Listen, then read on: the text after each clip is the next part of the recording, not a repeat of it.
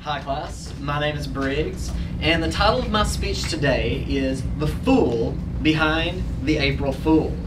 So over the next several minutes while I have your attention, I want to tell you a little bit about what April Fool's Day is about, the history of April Fools, and how it's implemented into our culture. Now, a little bit about myself. Growing up as a kid, I was a really gullible child, and I'd believe just about anything you told me. Because the thing about me is, my parents raised me right. They raised me to not tell a lie, and they told me to always tell the truth. And if you are going to trick someone and tell a lie, you always say April Fools or early April Fools or just kidding. But kids, to me, they would just tell me stuff and I'd believe it because they wouldn't say that after the end. So they'd just lie to me and I wouldn't know they were lying because I couldn't differentiate.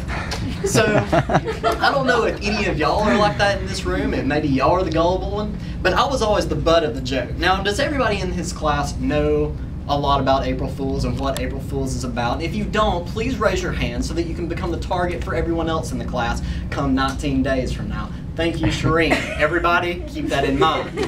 Okay, so everyone knows it's a day where we just pick on all the people that we know they're gullible, that we can play jokes on them. It originated in Western Europe and it found its way into our culture, but there's very little history we know of it.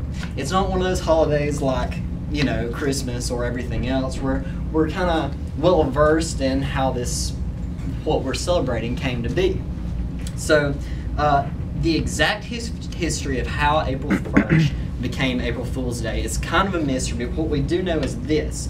There's been a lot of similar celebrations throughout different cultures, such as, according to Encyclopedia Britannica, the Roman festival of Hilaria, which used to be celebrated on March 25th. There was also the medieval Feast of Fools.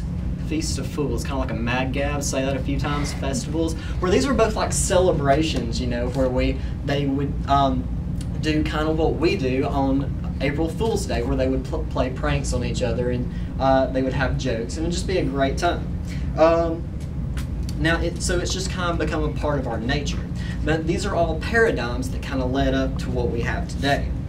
So the earliest connection with the date of April 1st actually came about in 1392. Anyone familiar with the Canterbury Tales? Well, in the Canterbury Tales, there's this one story in particular that's called The Nun's Priest's Tale. So it's about a fox and a rooster, and it's a really cunning fox who tricks the rooster several times throughout the story. In the story, this is supposed to take place on April 1st. Now, it was actually supposed to take place on May 2nd, but the way it was written, see, this was before the Gutenberg's press, so this wasn't typed out. The author wrote it out, and the people who rewrote it, the scribes, they just traced and rewrote what was written. And it was misread and misinterpreted what he wrote on the date, and to be 32 days after April. But it looked like March 32nd, so would also be April 1st is what the association people put with this. So it was kind of interesting to see because of the way it was written in the time and the flow that he tried to create, that putting March instead of April and the number of days afterwards actually gave it an association, like I said, with April 1st. Now, you fast forward a little bit and you go to 1686, and John Aubrey called the day the Fool's Holy Day. So now, why would this be named the Fool's Holy Day?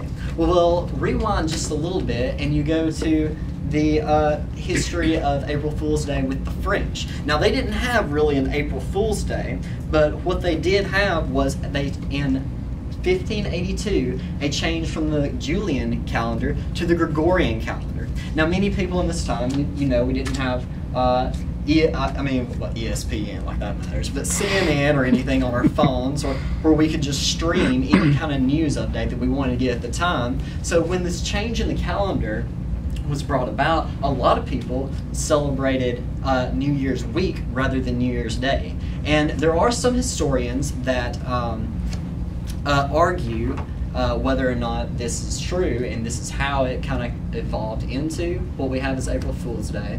But this History Channel spread a lot on the subject by saying that what had happened was when they made this change to the Gregorian calendar, since most people didn't know because word didn't spread well, some people would still celebrate New Year's Eve, or I'm sorry, New Year's Day on April 1st rather than January 1st. So those people who still celebrate were stuck in the past and living in another year before became known as April Fish. So then people would always poke fun of them and make fun of them. So that explains a lot of why John Aubrey from England would call April 1st the Fool's Holy Day.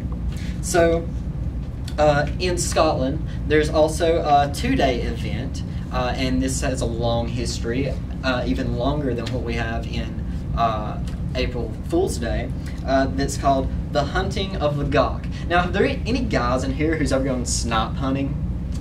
Okay, maybe that's just a thing in Alabama. Anyway, it's basically you're hunting for a bird that doesn't exist. And I was told as a kid that if you go out and you hold this little bag, the birds, they just dive right into it and you just close it up. So I sat out there with my bag in the woods at midnight waiting, and I looked around and all of my friends had left me.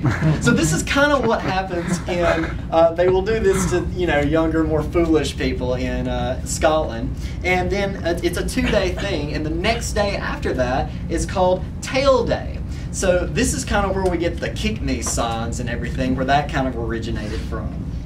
So it was actually in 1700 when we finally get to the day where we can go back and pin history with April 1st. And it's when a lot of pranksters from the time began making it customary to make that one single day a day of pranks and fun for everyone. And of course that found its way over into our culture and our society today, since this was in the year 1700. Now, fast forward to today's time, and how do we see this implemented into our culture? And you can see it in a number of ways, such as Sports Illustrated writing a whole article coming out in April of a baseball player. They wrote about this in the 1980s that could throw a fastball 160 miles an hour. Some people believed it. Burger King used it as an advertising campaign to advertise the left-handed Whopper. How many of you who are left-handed in here are going to go be asking them for that? Yeah, well, they got a lot of requests over the next couple of weeks for the left-handed burger because they actually believed it was something different and it would be better for them as a left-handed individual.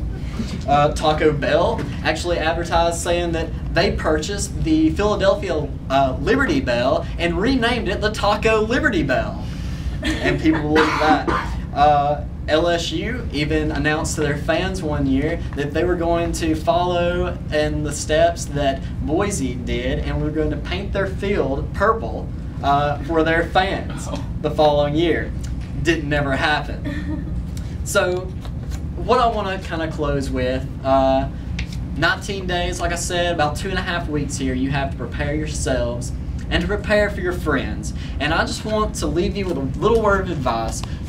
On April 1st, I want you to please don't be a target for all of your friends to poke fun of, and instead target everyone else that you know you can. Thank you.